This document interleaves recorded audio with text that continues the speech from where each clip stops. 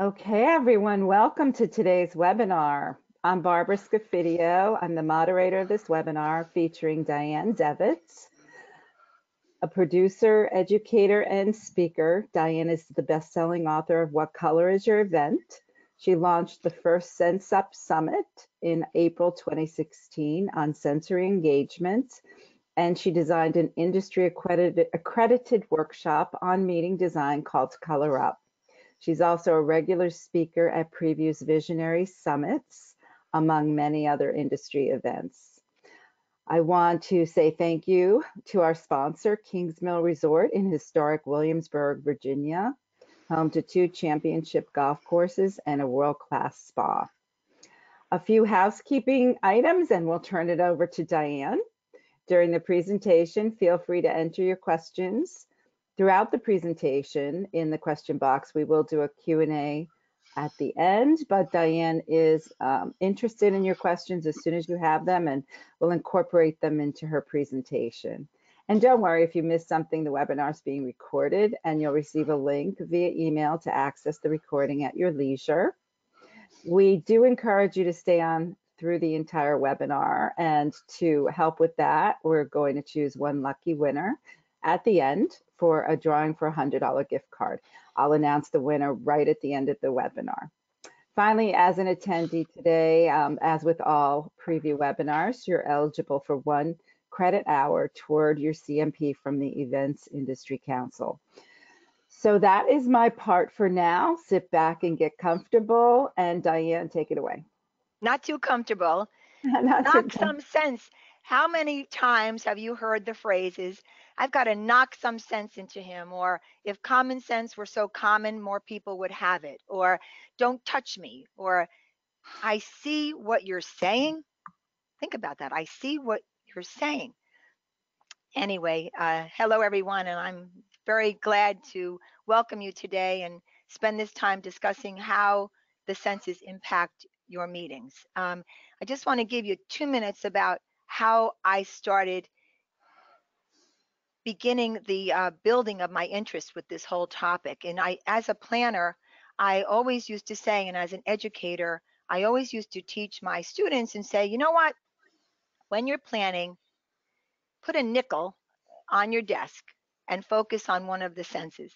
Now, nobody has nickels anymore, so I'm going to ask you to just think about drawing one. And I'd say to them, you know, think about how each of these senses impacts your events, and whatever group you are working with, choose one to focus on. So after today's webinar and giving you some little insight on how these senses affect us as humans, I want to go back to what I just said to you and see how you can then take this information, take it away, and immediately apply it to your next planning and to your next meeting that you're planning. So what's it all about? It's about things that we don't see. Every second in our brain, we are processing 268,000 bits of information. That's a lot of information. We have a superhighway inside of our bodies, kind of like these freeways that go north and south, east and west with the big circles on either corner. Inside of ourselves. That's how our senses run and communicate with us. And what we don't realize is that we don't only have the 5 most common senses that everyone is familiar with, but we have over 30 senses, and what the experts call an additional 35 sensibilities. Think about that. And I bet you if you just take your pen, take your whatever your pen or pencil and write down things as I'm saying this, you can think of your own, what we use as a phrase, your own senses, your sense of humor, your sense of intuition, your sense of financial sense, fear. So we could go on, but this list is about 30, and we just don't realize that all of the communication that we do is based on this superhighway inside our bodies. Now, if you look at this, and this is what I like to liken it, this is an ad for quick drying cement. That's about how fast our senses work. Now, in our consciousness and in our unconsciousness, every second we process 11 million bits of information. Think about that. 1 second, and we process 11 million bits of information. So many of you know, I asked you, if many of you, if I said to you, how long does it take to make a first impression? Some people will say 1 second, some will say 10, some will say 5. But the reason that it takes 1 to 3 seconds to make a first impression is that by 3 seconds, you've already processed 33 million bits of information about the person or the situation that you're encountering. That's staggering, but it's also a fact of how we communicate. 85 to 90% of our communication is through the senses, is through nonverbal communication. And out of everything you hear, whether it's in this webinar, although I like to think it would be more, or other webinars, we only have the capacity to remember 15%. Now, many of you know this because you've seen the same film twice. And the second time you see it, you say, I don't remember hearing that before, or I don't remember seeing that before. Now, think about all the analogies that I'm giving and how they can translate into your meetings and events. When people are overstimulated, what are they remembering? What do you want them to focus on? So I always go back and I often reference our friend Maslow. Maslow came up with his famous hierarchy of needs. And the correlation that I make between the senses and the hierarchy of needs is that when we appeal to the senses in our planning, we are really appealing to the whole person. And when you look at the top of this triangle, you see it says self-actualization, vitality, creativity, self-sufficiency, authenticity, playfulness, and meaningfulness. Those, to me, are all key outcomes from a sensory point of view that I would want to see at one of my meetings. You know, I often speak about creativity, and people say to me, what do you think creativity is? I say, well, to me, creativity is nothing more than finding a solution that is going to help people at that given time. My accountant is the most creative person that I know. So when we look at our meetings and we look at the senses and we take this whole person into being, who is our responsibility? It's your responsibility for every single attendee. How do we then apply the nonverbal communication to reach them with the little understanding that we have 11 million bits of information per second being processed? Now, I'm also going to put this on the webinar here. Is Barbara mentioned if you have any comments, any questions, you put that along. We'll be answering questions later, discussing this. So I want this to be something that you can have tools to take away with when we leave today. So there's just some facts here to know. 85% of communication is nonverbal. We remember 12 to 15% of what we hear. We retain 80% of sensory sensory experiences. That's major. So when I walk into a meeting, in that 3 seconds there, I am processing that visual effect, and the visual effect is the most lasting. So know that your first impression is the most lasting. Your last impression is the one that people speak about the most. It's just the way the gossip works. So who's paying attention to the senses? Now, I don't believe that we're just in the meetings and events industry anymore. It's my belief that we are in a bigger picture, a broader picture.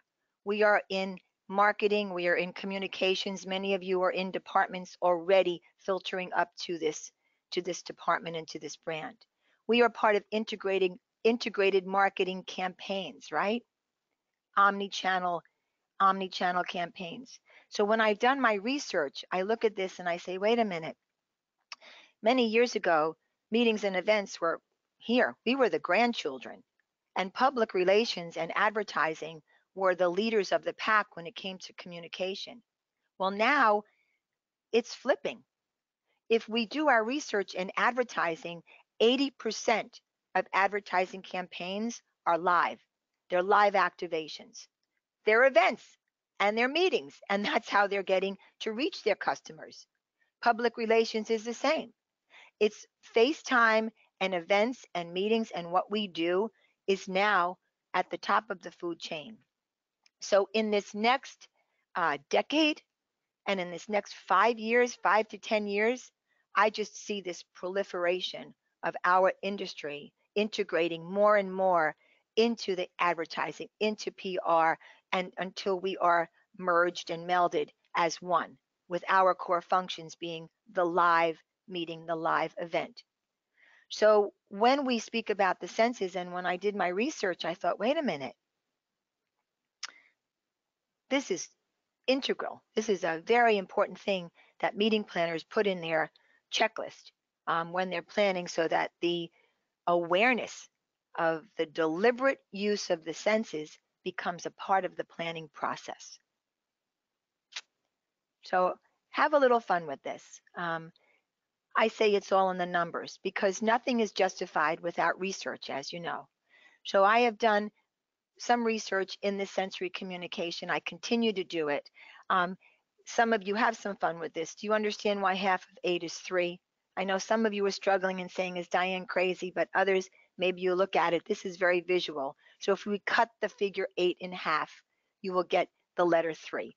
I also had people say, what's half of 8? It could be a 0. Yes, it could, if we stack them one on top of the other. But the reason I show you this is to go into some of the research that we did. Now, I want you to take some time and look at this, because if you look down the left column, starting with advisory board, down to where it says union meeting, and then across there's the 5 key senses. And we had 100 senior level incentive planners rank this according to what they felt was the most important sense. Now, some of you may disagree, but I thought it was a very interesting exercise to see, for example, with incentive, some people touch, some people taste. What is the most important? But the key results came out in this slide. And this is a slide that represents the generations, the millennials to the seniors. Now, if we look at the 5 senses on the left-hand side, you can see how they're ranked as an average adult. But when you look at millennials, for example, taste and smell, compare them to the seniors on the end. Smell, 50%, 100% actually increase. That smell is important to millennials. Scent, your sense of scent. Taste is nearly double as well. So touch is double from the seniors. Now, why is that? I mean, obviously, sight is important to all of us. The top ranking sense when it comes to importance. But millennials' hearing is less than seniors. So when you're planning, whether you're in sales, whether you're a planner, you plan conferences, you plan exhibits, you plan events, how do you take this information and say, gee, I have a mostly millennial audience. I better focus on food. I better focus a little bit on touch. Now, it makes sense, and we'll speak about touch with millennials because growing up and holding your devices. But what can you do to enhance that tactile experience for them that they can take away? If you do use paper, what does the paper texture feel like? Has that ever been a conscious decision before? What is the focus on food? What is the focus on scent? And this is where these tools will help moving forward with your personal planning and your activations. Now, one of the categories in our industry that have been sort of ahead of the pack in terms of understanding the importance of the senses is casinos. I mean, you all know this. And When you walk into a casino, you have the lights, you have the visual, you have the sound. Um, you have the sound in a, uh, I'm thinking of the word because my mother plays the slot machine, all right? That sound in that slot machine is actually the same pitch as the sound in your iPhones. And that's what keeps us addicted to sitting on those machines. It's all programmed for a reason, to control human behavior. And that ultimately is what the use of the senses in the future of planning will be. The second thing about that, before we go into this chart, is that with the proliferation of technology in our lives, people are craving tactile experiences. Going back to that Maslow chart, to keep them whole, to keep them happy, and to feed their creative selves. Now, this is an interesting chart. I did a comparison again.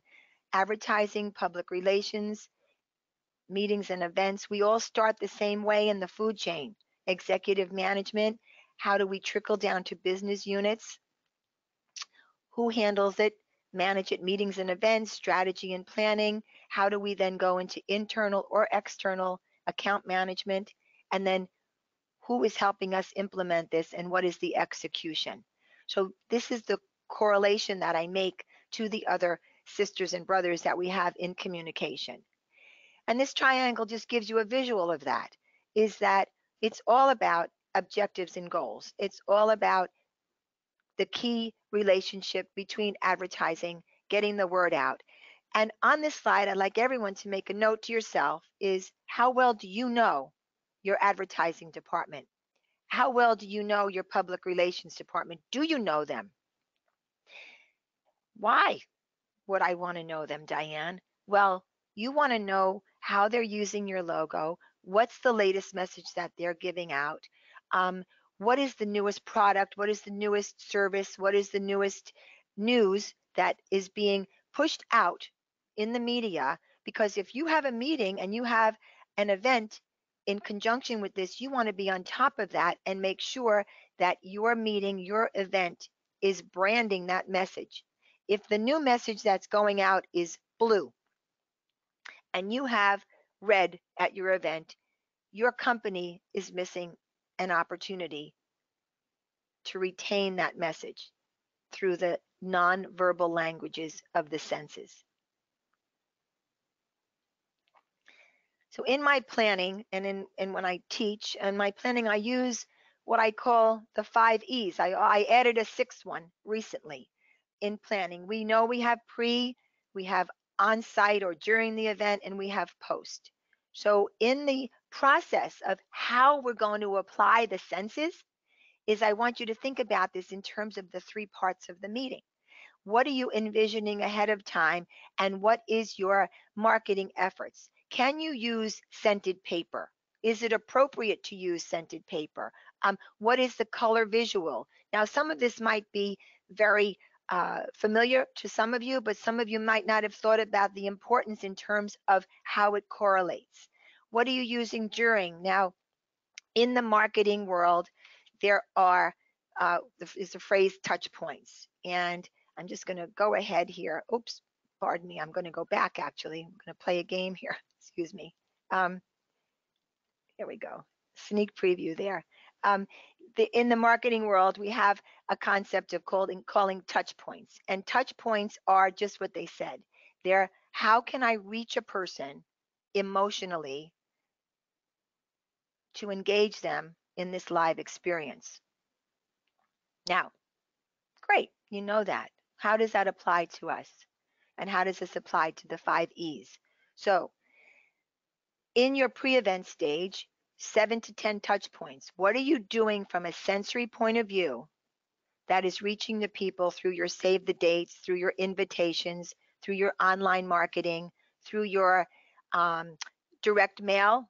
How are you marketing to them that is reaching them, that is actually enforcing this brand to give them the experience that's coming up? So if you're, for example, if you're going to New Orleans, are you using something in the pre-event marketing that has to do with some of the food and the tastes and the sounds of New Orleans? When you get there, what are you doing immediately that is going to engage them to be part of this process. What is the drink? What is the food? What is the music? What is the color linen? Basics I know, but how are you going to take them into the touch points? Now, I talk about extending here, and this is where your focus is on social media. How are you going to use it in social media? But then, even broader, is expanding it.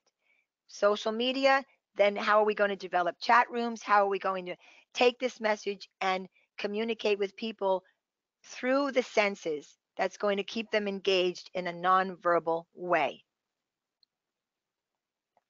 Let's play a little game here. We're not going to spend long on this, but I just want you to look at this chart and have fun with it, because when I do this in front of an audience, and you're my audience today, I'm going to take a minute is look at this going from left to right, starting with the word blue that's in red, and I just like you to take it and do it yourself and go across the top, but say the word in the color with me. So let's do it.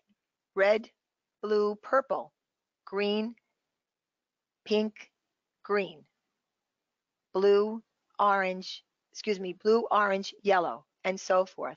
Now, why do I do this here? This is a great exercise to actually teach your left brain to work with your right brain.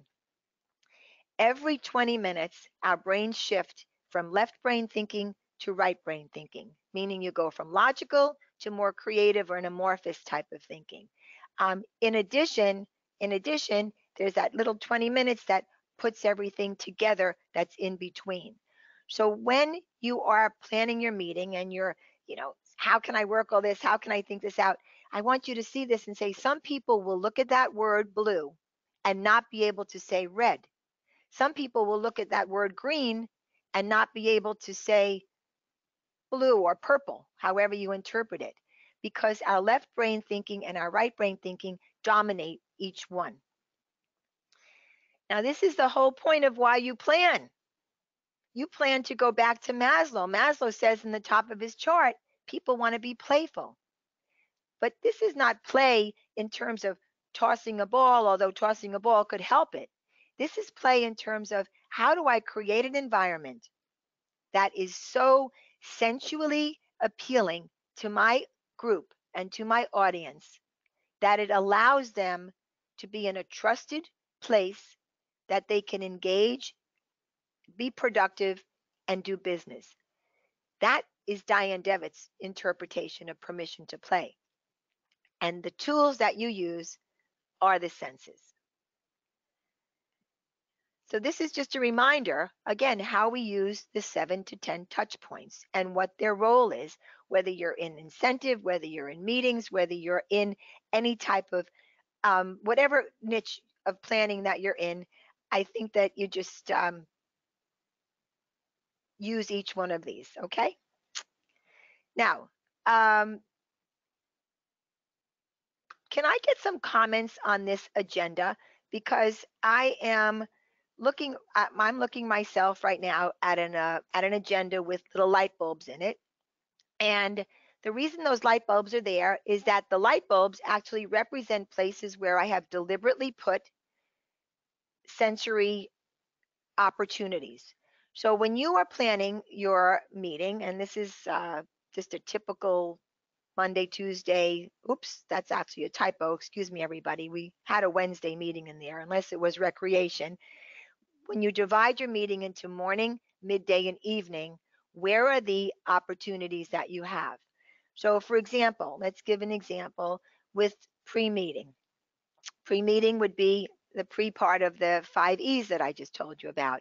In this case, the topic of the meeting was extraordinary, ordinary people. And when I worked with the senior VP of HR, he said, Dianne, what can we do that is going to engage these people on site, and how can we work with them? Being the sensory-oriented person I am, I was like, look, there's a couple of issues here and there's a couple of opportunities. So why don't we give everybody a book? I actually went home and I did research at my desk on Amazon, and there were over 80 books of topics that were on extraordinary, ordinary.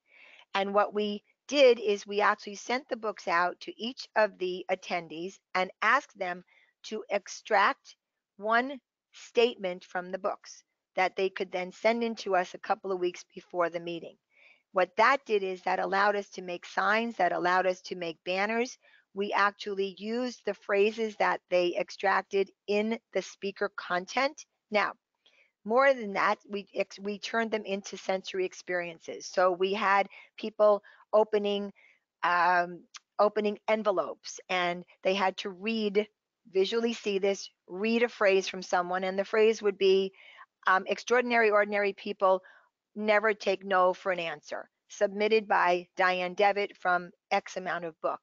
And this interaction actually encouraged people to get more involved and to just be stimulated. Now, I know you'll have your own ways of doing this, but I just use this as a key because in the whole concept of sensory planning, the most important thing to remember is how you can use it to enhance your meeting experience. This is not about being creative or some voodoo. This is about key takeaways that are going to help you brand and improve and increase the impact. So I want to focus a little bit on sight. We see over 20,000 ads a day, the average person. Now, I don't know who counts these, but I'm the messenger from my research here to share this with you. Think about when you get up in the morning. Unfortunately, the first thing most of us do is grab our device. Then we have news pop-ups, okay? Then we have ads, then we put on the television, then we're listening to podcasts, then we're driving to the radio, then driving and listening to the radio. We have 20,000 pop-ups of information in the course of a day. That is mind-boggling, in addition to everything else that we take in visually to our lives. So when you're planning a meeting, what can make an impression? Now, I use this very simple example here on the slide, which is just repetitive, right? It's dominance. It's a sense of, if here's the 7 to 10 touch points, because there are 8, right? There are 8 different variations of this particular ginger plant, but that makes an impact, and it's a low budget. All right. I see a question. How can I use social media to engage the senses? Yes, I will give some examples as we move on, for sure. Okay. Now, play a game with me here. I'm standing in front of you, and I'm holding a white suitcase on one side and a black suitcase on another. Okay. How many of you say the black is heavier or the white is heavier? Let me know. A couple of people, let me know so I can see what your responses are. Anybody have any opinion with this? Color visually is obviously one of the strongest senses that we all work with. It speaks to us. And I love this phrase from George O'Keeffe, right? I could say things with color and shapes that I couldn't say with anyone else. All right. So black, I see a lot of black. Good. Anybody else? Black is heavier. All right. Exclamation point. Thank you for that. White looks lighter, like a cloud. Anyway, guess what? I said to you, I'm holding identical luggage, a black and a white piece. And that's the key. They're identical. So they both weigh the same thing. Only difference is that perception is the darker color is heavier. So again, let's go back. How can I use this, Dianne? How can I use this in my meetings? Well, if your theme is about lightening up, lighten up and the future and everything's coming up roses, do you want to use a lighter color or do you want to use a darker color? Knowing that dark feels heavier, light is far more optimistic. So planning tool. All right. Someone says they can pack more shoes in the large. I love that. Thank you very much. Pack more shoes with it. Okay. Then the color emotion guide. I love this slide. I borrowed this from a person named Simon McCardle from the online, but take a minute and look at it. And it's very interesting because when you correlate the colors with the logos that you're so used to, I will look at myself and I think, listen, optimism, clarity, and warmth. Do I feel like that when I'm going into Best Buy? Do I feel like that when I'm renting a car from Hertz? So I'm not married to any of these brands, but I think it's important to know this, that 85% of shoppers place color as a primary reason why they buy a product. So, if color is that strong of a language and it increases brand recognition over 80%, how conscious are you of using color? Now, I'm going to give you a very simple example here. Oh, Dianne, I plan, very conservative meetings. There's no use. Yes, there is. You have linen choices and you have pen choices. And I planned a meeting for a managing director and the top board of and the new board of directors many years ago. And I had very, let's just say, my guidelines were very strict. All right. And I thought, how can I brand this some way? And that's what I did, is I actually found a pencil that was the color of the logo of the company. Just a little tidbit here and there that showed that that detail was taken care of. And that's what I ask you to think about with these. So, how do you tell the story, and what kind of creative choices do you use to make sense and to bring it into the picture? Now, just look at these and have a little fun with me with these. These are creative warm ups, but they're very visual. And we're speaking about sight right now. So, if you have an area in your hotel, for example, where you're doing a transition from one room to another. Now, this is, and I'm not advertising whiteout, but you know what? Why not do an Abbey Road recreation and have some fun with it? If you have a sitting area looking for that Instagram moment, this is not his real hair. This is hair that was on the billboard, but it's made for an Instagram moment. And you want social at your events, and you want to know how to increase and use these sensory experiences that are going to give you that opportunity to push that word out. Now, this is a great visual, right? Everyone gives away gift bags or some kind of amenity or some kind of bag to hold your meeting materials. Think about how you can use these designs to fulfill that. This I just love because I just think it's so clever. Someone will come up with a use with that.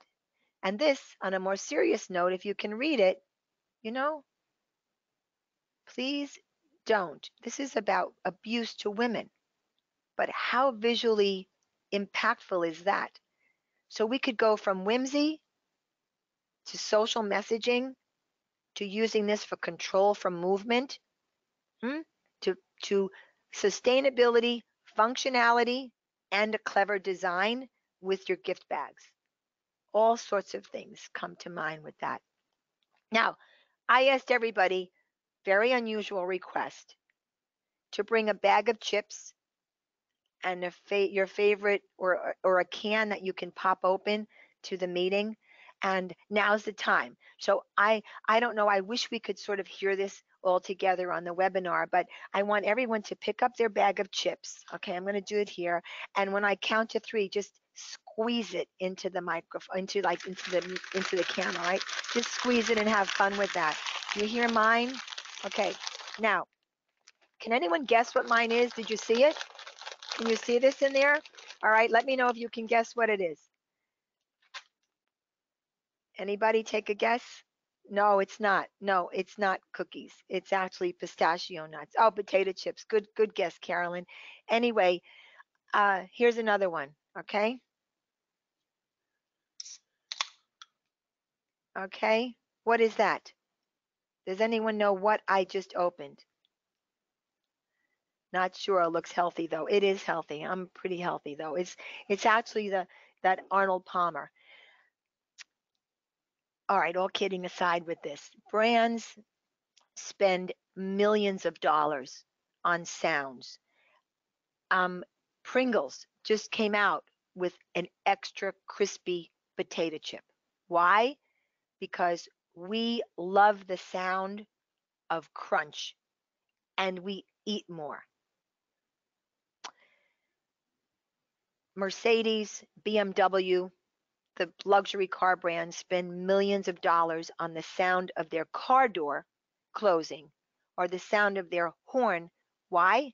Because it's secure. Because when you close that door, you feel like you're in a secure place. Now, if music and sound are 95 to 100%, 100% recall, how come brands don't have music?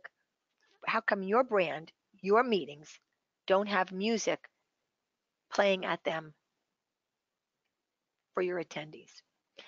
There's one financial company in New York that actually adapted this process. I was working with them, and they subliminally play their own unique music sound in their lobby. They play the same song at all of their meetings in the pre-function area.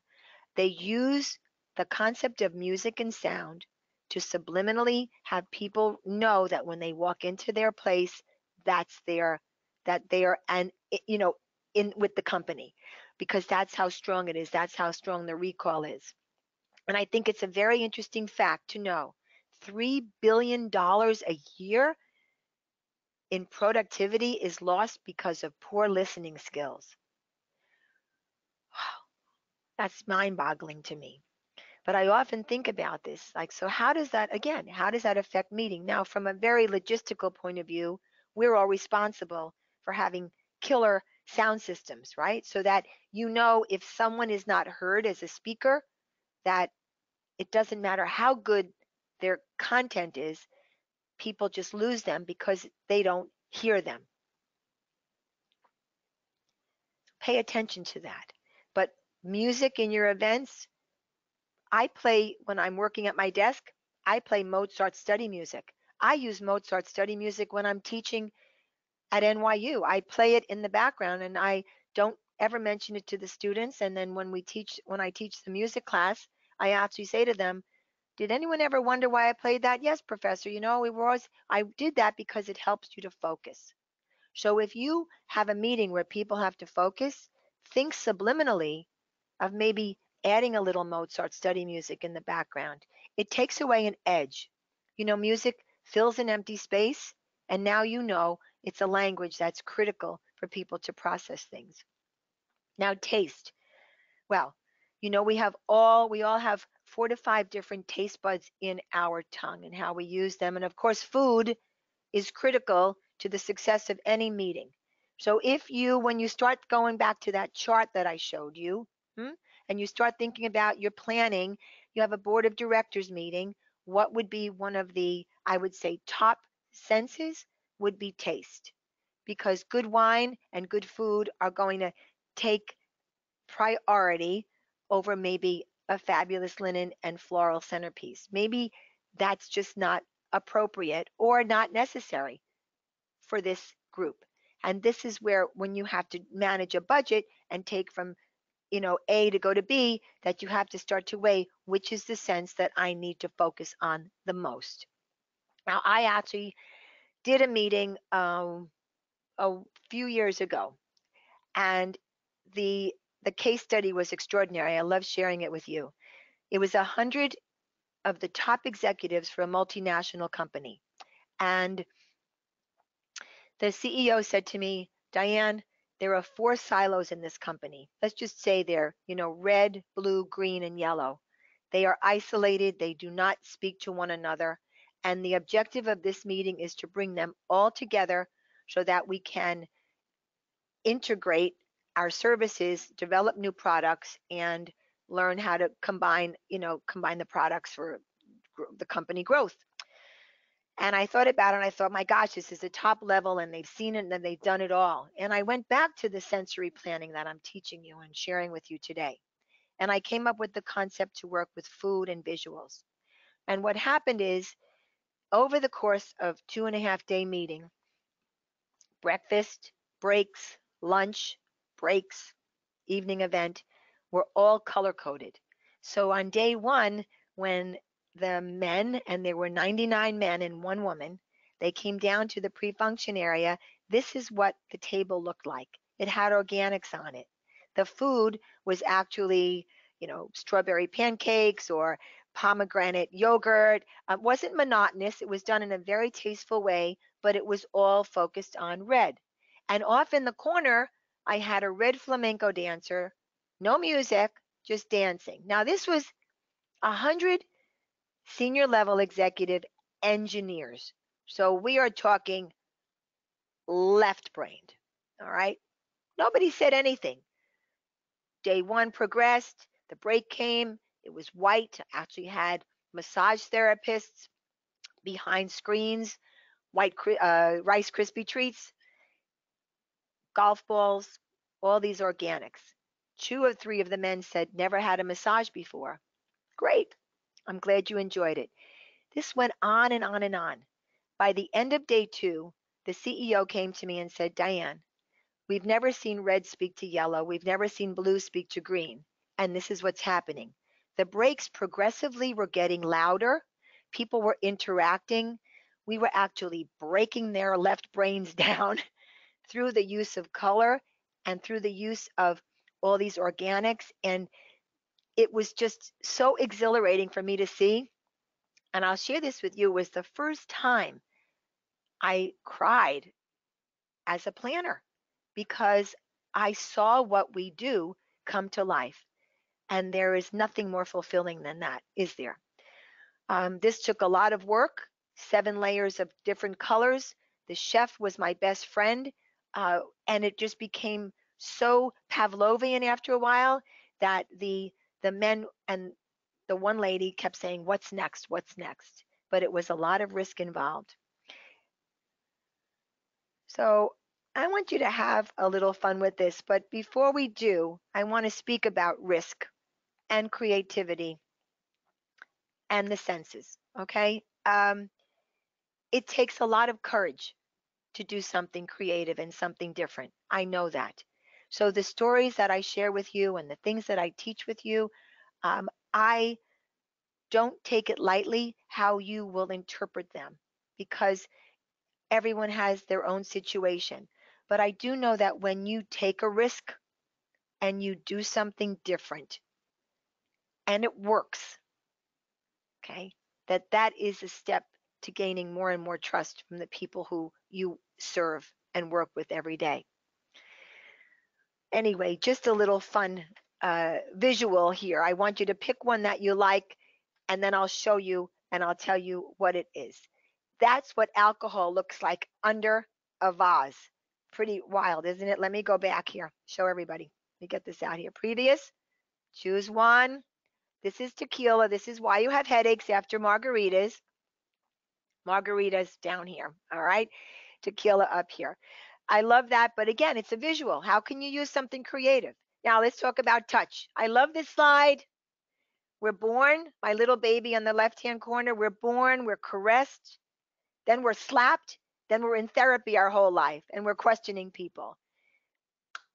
Give yourself a hug right now and understand that you are giving yourself over like 100 million receptors, because if you take you take your 2 fingers here, your pointer fingers, and tap them, 10,000 receptors go off.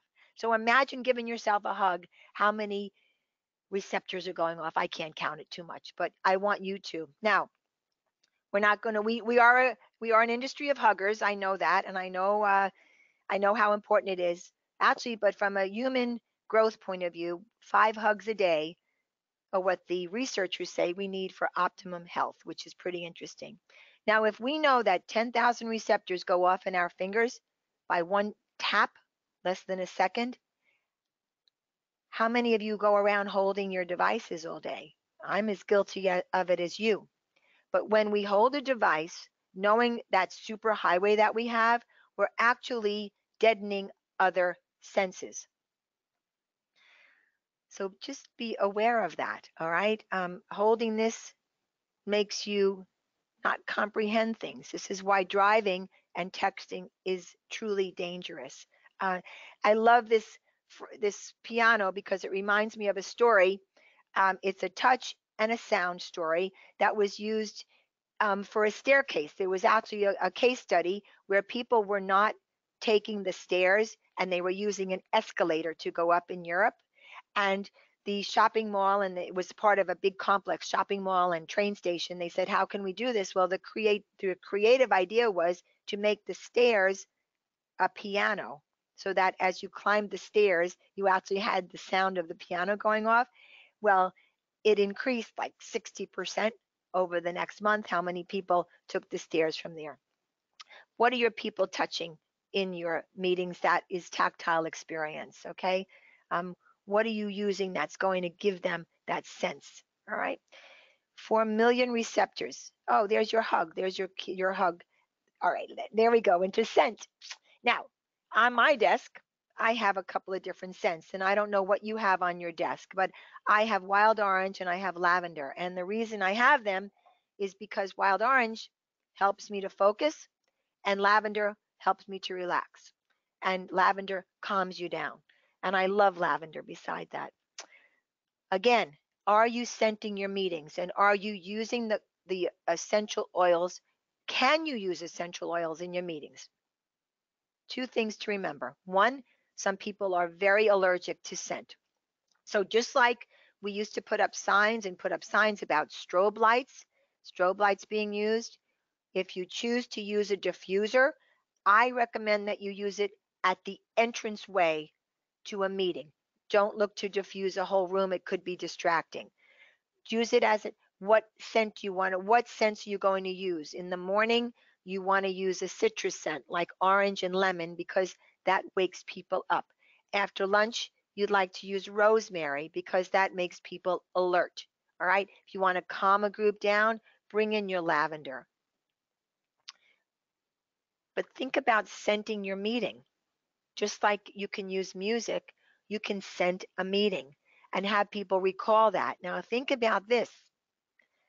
You can all close your eyes and go back to when you were 12, 13, 14 at a family event. Someone came in my case, it was my aunt. She came in and she smothered me, and I nearly choked to death from her Shalimar. But if I asked you to think about a grandma or an aunt or someone maybe you don't have in your life anymore, can you think of a scent related to them? I mean, my dad loved Old Spice. He thought it was a luxury brand. And my mother still has the bottle in the cabinet. What scent reminds you of a person or a place that you can then translate to a meeting? And yes, there is scented paper. So even if the focus goes on the paper and the program, that option is there for you. So what's next? What's next is how we put the whole story together. And there are exercises that I will leave with you, and that I will follow up with Barbara and preview on, that I think you can have fun with. I am personally working on a formal sensory audit, and I'm using uh, modern data, but I also am researching the use of visual and the use of facial recognition. I don't know how legalities are going to come into that, but for example, think about visual and facial recognition in your world and in my world, how you don't have to hand out an evaluation if a camera just scanned the audience and looked at faces. Faces don't lie. I'm bored. This is not enough. I love this. Okay? Your faces will talk to you. Your senses will talk to you. We're already using touch in the airport with fingerprints.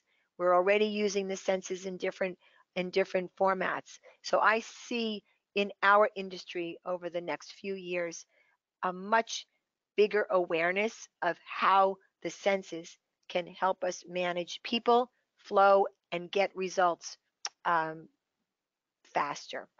Where do we find inspiration? Everywhere. Everywhere.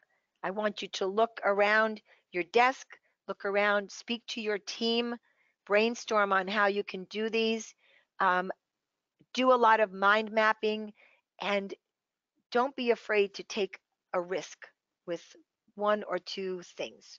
Okay? So, with your knowledge and with each of your specific um, cases, all right? I give you this 2 minutes just to take time to create your own story. Can you write down while we're thinking about the five senses, and we can delve into them, but just write them down while you're here with me. Sight, sound, touch, taste, right? Write them all down. Scent, and write down one example that comes to your mind right now that you can immediately apply to one of your meetings. I'm going to give you 10 seconds, and I'd like some people to share their answers with me on how you can take it right now within any inspiration and apply it right to your meetings tomorrow. Okay, let's see what results we have. I know that Barbara herself loves to use the senses in the preview summits, the visionary summits, because she keeps them so stimulated and she keeps people on their toes through taste. Yes, taste, that's exactly right. Good. I'm happy to hear that, Jean. Anybody else? Different textured and colored foods. Yes, excellent. Thank you. Meeting rooms. Yes, absolutely. In the meeting rooms, do you color coordinate your meeting rooms so that they're not just named, but they're color coordinated with linens? Give people a little spark to their day. Lighting is a major focus with that. And colors, yes, this is excellent. Thank you. Decor, yes. So each of you has your own interpretation with how you can apply these. In flavored teas, yes, exactly. I am a tea aficionado. I love teas. Comfortable seating and lighting, yes, exactly. Thank you so much for this. Okay, so I'd like to leave you with this is truly applies to the senses, what Maya Angelou says, that people will forget what you said, but people will never forget how you made them feel. And through this non-verbal language of the senses, we have the ability as planners to change the world and to make people feel fabulous. So thank you for this time together. I know Barbara wanted me to leave a little time to allow for Q&A. This is my book. I like to stimulate, go back and anything I can answer, anything I can help you with, please let me know. Okay. Okay, Thank thank you, you so Barbara. much. Thank you. And the You're questions are welcome. coming in. I encourage people to type them into your question box. And if you have a few minutes, Diane, we're going to answer a few of these. One that was Sure. very interesting that came in first, and that had to do with using social media to engage the senses. Yes. So I think I think when I gave you that visual of the billboards, the social media is, look, it's gamification. It's what visuals can you get people involved with that can keep them engaged, that you can then push out onto your social platforms. Um, what uh, I want to think about something with hearing, because I think just the idea that what Instagram offers or what music is played. And I want to think about this more. Barbara, can I have more time on this Yeah, so that sure. I want to actually write back on this. You can write When back. I'll get you the name and you can write back yeah, directly. I want to think about this because there's a whole area I'm doing with this, and I'd like to get back to you. Good. Diane was a speaker at our recent experiential meeting design summit, and you told a great story of a panel you did and how you kind of created a mood through your seating. Can you Oh, share yes. that? Actually, yes, I can. So that was very good with visual. Thank you for that. Well, the case study was a meeting for the senior VP of Human Resources, and one of the uh, topics on the agenda was diversity and inclusion, which I know many of you are involved with in your meetings. And so always thinking about how we're going to do this creatively and on a budget. I went to the CEO, not even the meeting host, because he was a part of this panel. So I actually went to the CEO and shared a concept with him, which was there are going to be 5 people on this panel discussing diversity and inclusion, the 5 top HR management team. So we went shopping in the hotel, the conference center, and we actually borrowed 5 different types of seating. One of them was a secretary's chair, one of them was a stool, a boardroom chair, um, all different, 5 different levels of seating, heights, and styles. Placed them on the stage. And when the 5 people started to walk on, they all just stopped dead in their tracks.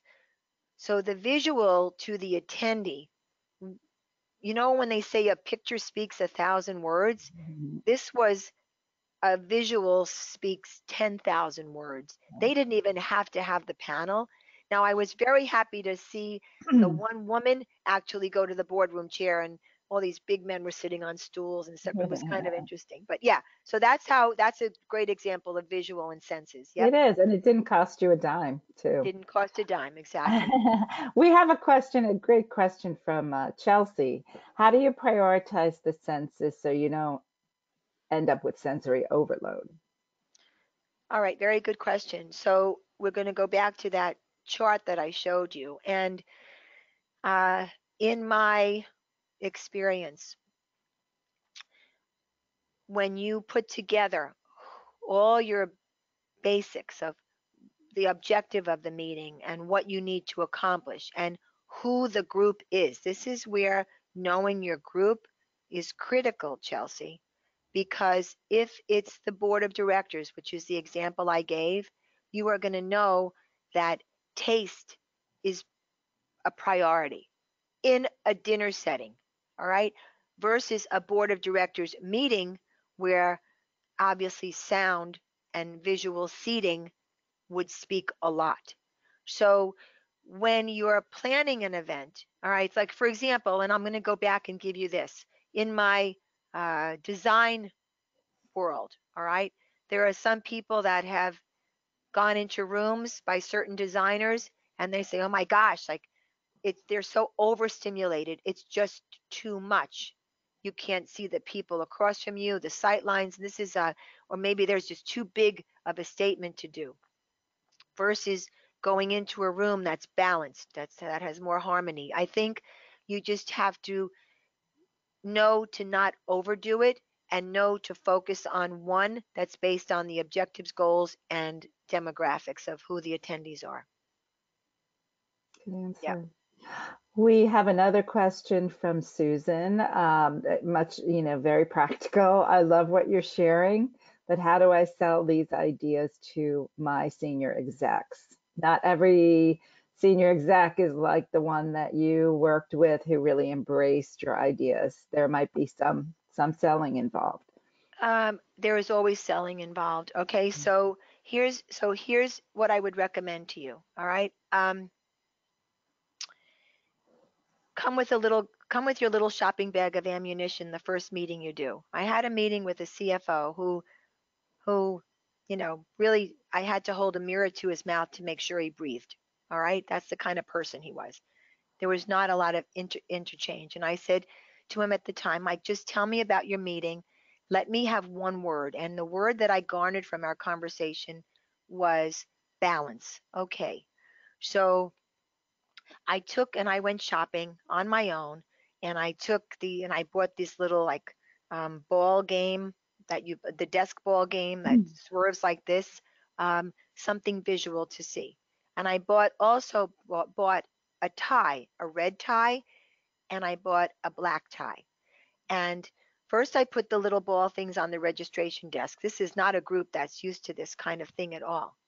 And he came up, he said, all the men are playing with this. I said, well, that's fine. Isn't that good? But it delayed them and it gave them a sense of fun. That permission to play was starting.